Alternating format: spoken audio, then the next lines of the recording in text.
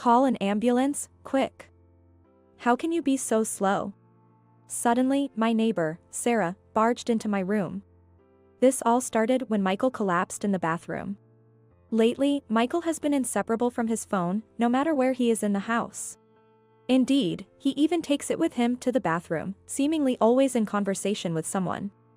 Why the fact that Michael collapsed in the bathroom was immediately known to Sarah, who lives next door, is beyond me. Frankly, I don't see why I should be called slow by Sarah. I'm already in the know.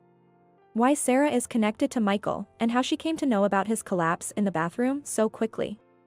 Sarah and Michael might think their secret is safe, but there have been many suspicious instances in the past. It's quite comical that they're unaware the only ones who haven't noticed are themselves.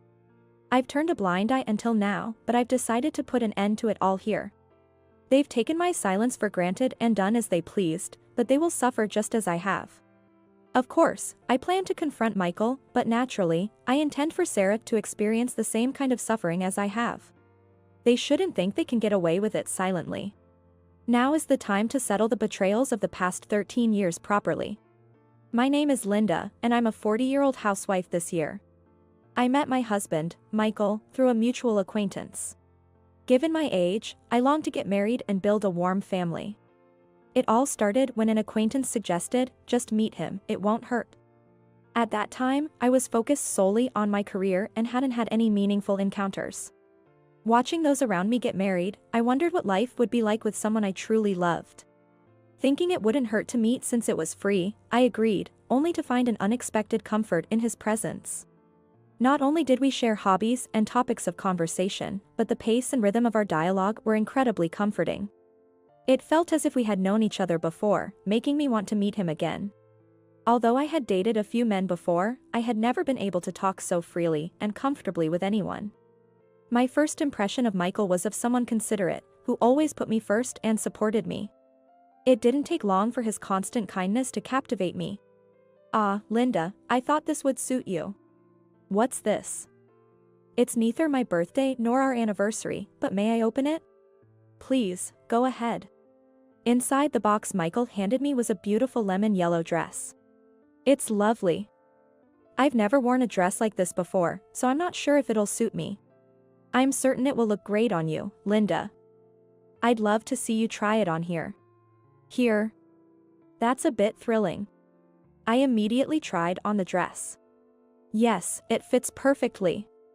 Just as I thought, it suits you. I'm so happy. Thank you. Michael looked at me contentedly, nodding his approval. Although he was kind, I occasionally caught glimpses of his stern side. This happened during work-related calls. Even during our dates, he would sometimes have to take calls, issuing instructions. I found myself admiring him as he managed these calls. Michael, it seems, holds a managerial position at his workplace, responsible even outside working hours. It must be tough to receive work calls even on your days off. Well, it's not too bad. But having inefficient subordinates can be quite a hassle. Oh. We should head to the restaurant, our reservation time is approaching. Laughing, we held hands and hurried to the restaurant. Linda, I've always wanted to marry a wonderful woman like you. Will you marry me? If you're okay with me, I'd be more than happy. I look forward to our future together. Marrying Michael, I felt an immense sense of happiness. However, I was soon to learn that this happiness was only fleeting. I intended to continue working as a nurse even after getting married. But the situation started to look ominous. It's about the household chores. I intend to keep working as before, even though we're married. When I have night shifts, could I possibly ask you to help out? Then, Michael's expression darkened. Night shifts, so you're planning to continue working?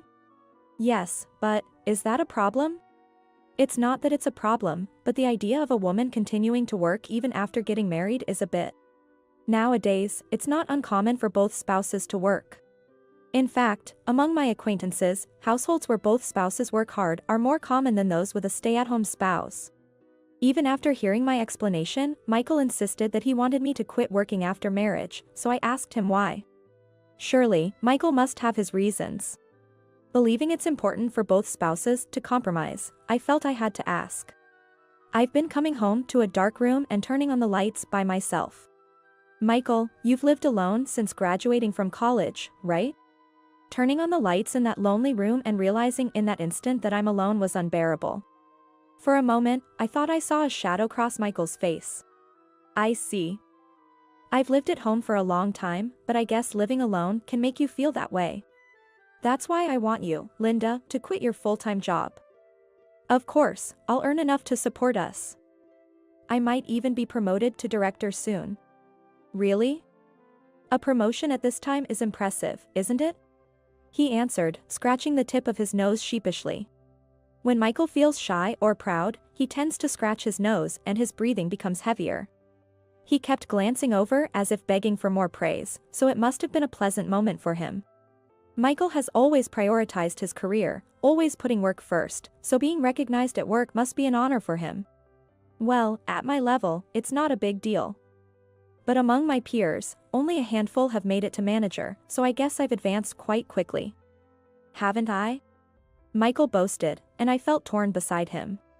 Sensing my hesitation, Michael leaned in close and said, "You wouldn't cling to your job when your husband is humbling himself and asking, would you?" I was speechless at this expression of Michael's I had never seen before. It was unbelievable, but I instinctively felt I shouldn't meet his eyes any longer, a strange feeling indeed. After being told so much, I had no choice but to quit. I wanted to continue a bit longer, but out of love for my husband, I decided to quit. The life of a full-time housewife, which started simultaneously with marriage, was harder than I thought. I thought being a housewife meant doing household chores at home, but it was too busy. Taking advantage of me being a full-time housewife, Michael stopped doing any household work altogether. Since the house is like a workplace for women, isn't it wrong to just rush through your tasks to enjoy your free time? When Michael said that with a strong tone, I couldn't talk back. I would prepare breakfast to match Michael's waking time and assist with his preparations for leaving, and by the time he returned at night, I had to have dinner ready, along with the bath and cleaning done. Michael. Dinner's ready. Coming. He moved leisurely to the table and sat down, then sighed deeply after looking around. You know I had a business dinner last night, so I drank, right? Yes, I thought it might have been a business dinner since you came back late, but what about it? If I drank at a business dinner, it should be obvious I'd want a fruit smoothie for breakfast, right? I'm sorry, I didn't consider that. Then, Michael tapped on the table and stared at me in silence. Michael is particular, and if anything deviates from his preferences, he makes it known strongly. Hey, is this vase supposed to be here? He pointed to a perfectly ordinary vase placed next to the TV stand. Michael said having flowers at home brightens up the place, so I bought this vase thinking it would be nice. I haven't exactly decided where to place the vase, but was there some issue with its current location? The vase? I moved it a bit because it was obstructing the view of the TV. Then Michael clicked his tongue and glared at me.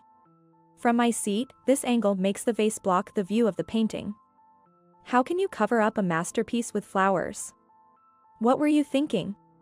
Putting your TV viewing above everything else is so selfish. I didn't mean to. I'm sorry. Try to understand how I feel, being with such a selfish woman. He kept berating me persistently.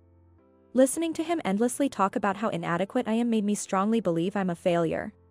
Linda, you've always lived at home and only worked as a nurse, so you might not understand, but society isn't that kind. To only see things through the lens of the medical world. When Michael says this, I start to worry that maybe my perspective is too narrow, and this narrowness is causing inconvenience to Michael. Talking about being a doctor or a nurse, in the end, you're just a frog in a well. Yes, I suppose. I've been working at the same company for 30 years since graduating from college, so I'm good at sensing these things. I'll teach you from now on. So be more attentive. Honestly, working as a nurse was far better than this. His constant nagging can last for 2 to 3 hours at a time. If I show even a slight sign of annoyance, it's back to square one with the lecturing, so I can't even afford to look displeased. All I focused on was how to give answers that would satisfy Michael and nod as if I was listening. While I can just nod along to Michael's sarcasm, there's been another issue that has been troubling me for some time. It's the presence of Sarah, who lives next door. She seems to be thriving as an influencer, and I can hear her streaming late into the night. Despite the apartment having fairly good soundproofing, the noise suggests she must be broadcasting at a considerable volume.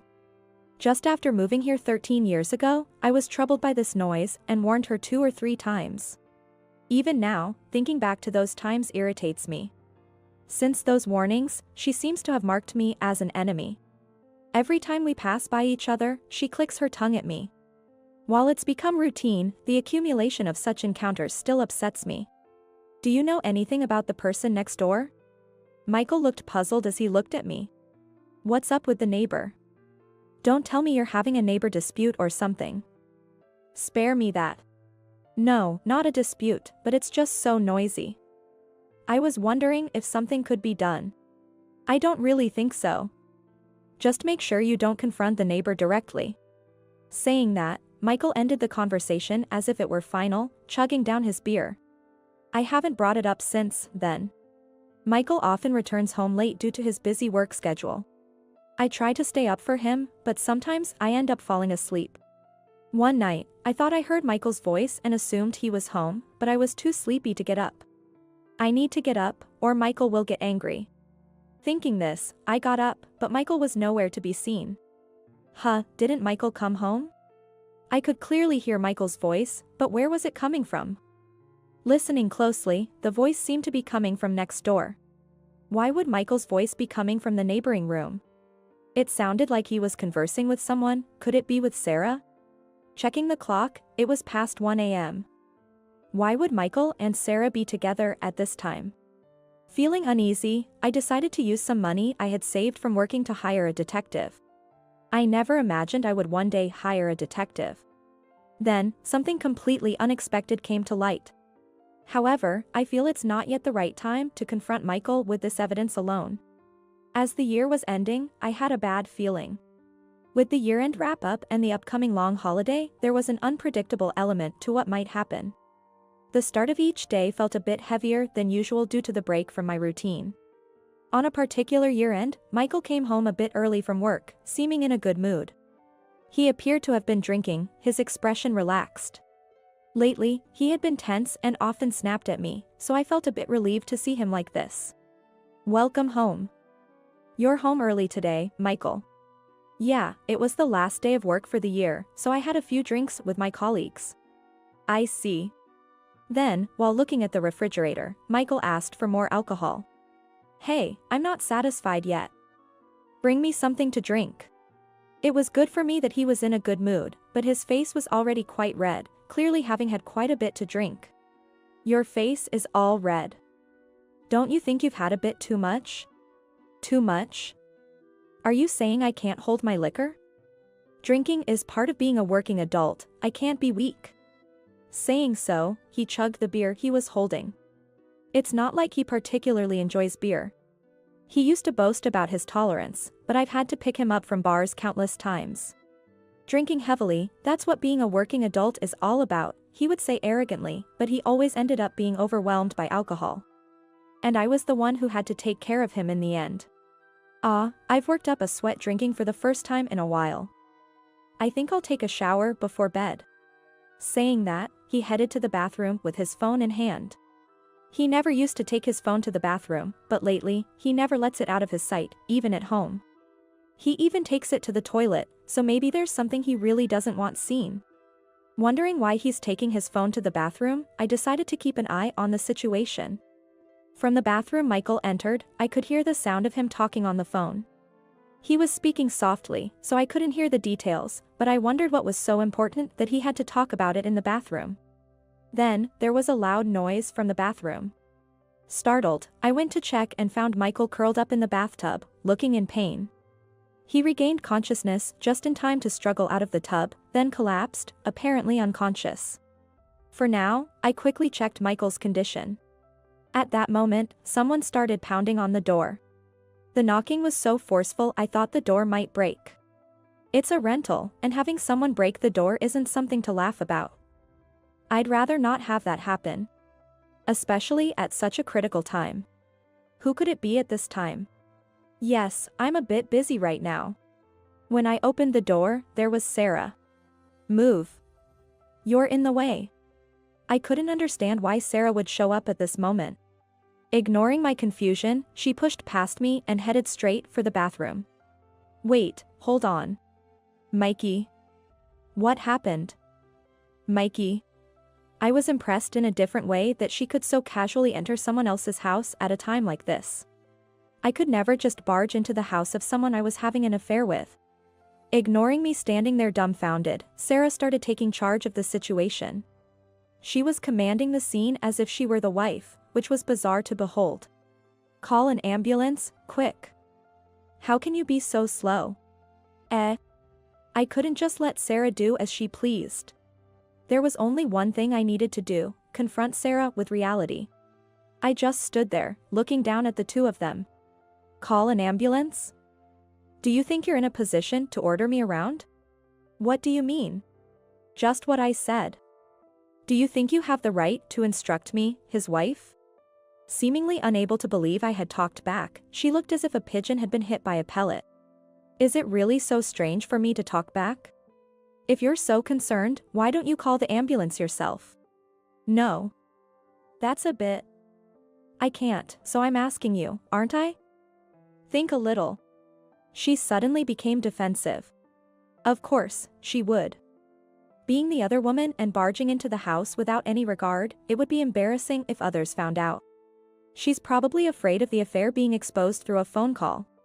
While Michael lies collapsed in front of her, she hesitates, unable to make the call. I couldn't help but laugh at the absurdity. What do you mean you can't even make a phone call? So that's all you amount to, then? Reacting to my words, Sarah yelled. What do you mean that's all? Are you mocking the pure love between Mikey and me? It's terrifying how a mere affair partner could be so deluded into thinking their relationship is pure love. They're so blinded by their own affair that they can't see anything else, which is enviable in a way, but this isn't the time for such thoughts. Having an affair with someone's husband and calling it pure love is laughable. If you're genuinely concerned about Michael, making a call should be no big deal. So, you should be able to do it, right? I waved my phone in front of her, challenging her to make the call. If she were truly in a position to contact someone without issue, she would be able to do it. Sarah, infuriated by being challenged, glared at me furiously with a flushed face. Perhaps awakened by our voices, Michael regained consciousness. Still groggy from being unconscious, he seemed to be in considerable pain even after waking up. Struggling to speak, he managed to get out. My head is pounding, feels like it's going to split open. Call an ambulance. His expression twisted in apparent agony.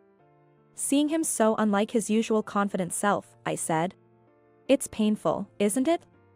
We should call for help, it's unsettling, isn't it? What are you stating the obvious for? Hurry up. Yes, we should do something quickly, shouldn't we? Ignoring Michael's words, I decided to take a specific action. I left the house without a word, glancing at Michael writhing in pain. I also took the waterproof bag with Michael's phone in it, so he couldn't use his phone to contact anyone. Michael and Sarah, relieved that he had woken up, seemed to be content confirming their love for each other. They had already entered their own little world, not even noticing that I had taken the phone. I couldn't deal with this foolish cheating couple any longer. Taking this opportunity, I decided to leave the house quickly. I immediately contacted James, Sarah's boyfriend, after leaving the house. James is her boyfriend, with whom she has been in a relationship with the intention of marriage, and he stays over about half the week. It could be considered semi-cohabitation, so I've run into him a few times in the hallway or at the trash disposal area. He works at a nearby hospital, and I remembered he had given me his business card once. Good evening. I apologize for calling so late. It seems Sarah has come to my place for some reason. Could you come pick her up? Linda? It's been a while. Sarah is at your place. What do you mean by that? James's voice on the other end sounded confused. Naturally. Anyone would be surprised to receive a sudden call from their girlfriend's neighbor in the middle of the night. I'll explain the details later. Are you at work right now, James? No, I just finished work and was killing time at a nearby diner. Sarah said she had a live stream today and wanted me to come back late. So, Sarah had made arrangements to keep James away from her apartment. While he was away, she was casually talking to Michael on the phone. "Can you come soon? I'll head there right away. Let's meet at the entrance." "Thank you. I'll join you there." 3 minutes after making the call, James arrived at the apartment's entrance, so we went to my room together. I briefly explained the situation to him as we walked from the entrance to my room. To put it bluntly, it seems that Michael and Sarah have been having an affair for many years. "What do you mean?" "I found out through an investigation I had someone conduct. But it seems they met at a bar where Sarah worked 13 years ago and have been involved ever since." Hearing my words, James was holding his head in shock. 13 years? Since that long ago? Yes. 2 years ago, the apartment next to ours happened to be vacant, and it seems she moved in then. "You're kidding, right? Then what am I? Aren't we supposed to get married?" James was overwhelmed by the sudden revelation and the fact that he had been cheated on. It's understandable, considering he was serious about marrying someone who, unbeknownst to him, was having an affair with a married neighbor. It's about money, it seems. I suspected my husband was having an affair and hired a detective to investigate. And that's what the report indicated. I can't believe this. Michael collapsed while he was in the bath, and at that moment, Sarah barged into our apartment. It seems they were on the phone even while he was in the bath. James seemed to be pondering something, then suddenly turned to me. "So that's why she never let go of her phone." "But you said Michael collapsed? Is he okay?" "He's collapsed, but I've made sure it's nothing life-threatening. In short, he drank too much." After briefly explaining, I took James with me to my room. As we entered the room quietly, Michael and Sarah were still engaged in their charade. "I'll stand against the world for Mikey. With such a beautiful person loving me, I'm truly blessed. This must be a trial given by God to reach true love." The time it took for me to leave the room, contact James, and return was only about 10 minutes. However, within that short time, it seemed a grand narrative had unfolded. It was shocking how they could spout such cheesy lines.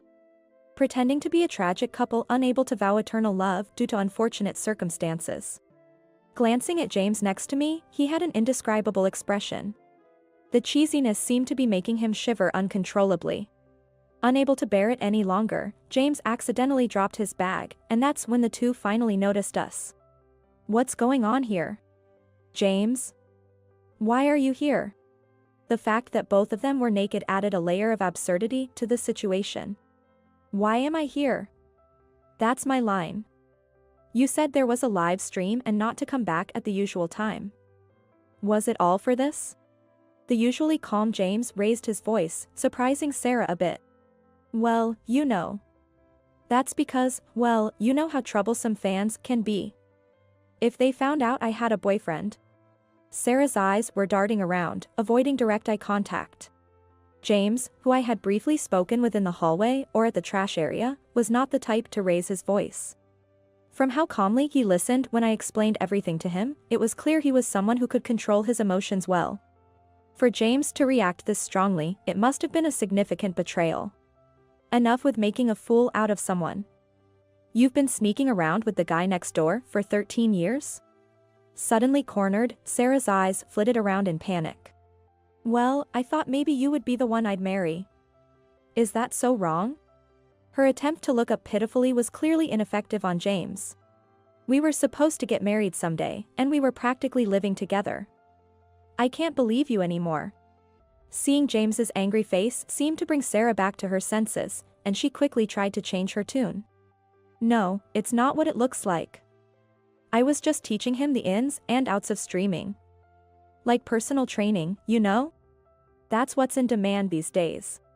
It seemed Sarah thought we knew nothing about influencers or streaming, and was trying to confuse the issue with irrelevant details. But James wasn't going to let her off the hook. "Personal training? Have you already forgotten what you were saying just now?" I decided to play the cheesy lines I had secretly recorded at full volume. "Hey! You recorded this without me knowing? That's a violation of privacy. Delete it right now." "Privacy? You, of all people, shouldn't talk about privacy. Naturally, we're getting a divorce. Michael seemed flustered, not having expected me to bring up divorce. Divorce? How do you plan to live without me? Talking about divorce when you've been living off me, have you lost your mind? Did he expect me to cry and beg him? He seems to think he's in a superior position as a man, unable to believe the current situation. It's curious where such absolute confidence comes from, but to me, it no longer matters. Say whatever you want. You can only act tough for now. Eventually, Michael and I got divorced. Following the incident, I immediately sought a lawyer specializing in divorce and infidelity issues and provided the evidence and videos. Incidentally, Sarah, who lived next door, also broke off her engagement with James and now seems to be living a secluded life. This is partly due to her streaming content going viral. Right after the affair with Michael came to light, her suggestive posts were analyzed by her fans. Fans have a keen eye, identifying details from subtly reflected images in a telephone pole or pin badge, to the point of astonishment. These hints in her posts and other details led to the revelation of her affair and relationship with Michael. The scandal even reached Michael's workplace due to a barrage of calls, exposing the affair there as well. Michael's company took the matter seriously, and he was fired. The company must have wanted to rid itself of the trouble. Understandably so. The affair with a well-known influencer, especially as a married employee of a prominent corporation, was heavily criticized as unacceptable. The company's stock even dropped when the affair became public, so they couldn't just overlook the situation. He says it's hard being the target of pointed fingers, making it difficult to go outside, but it's his own doing.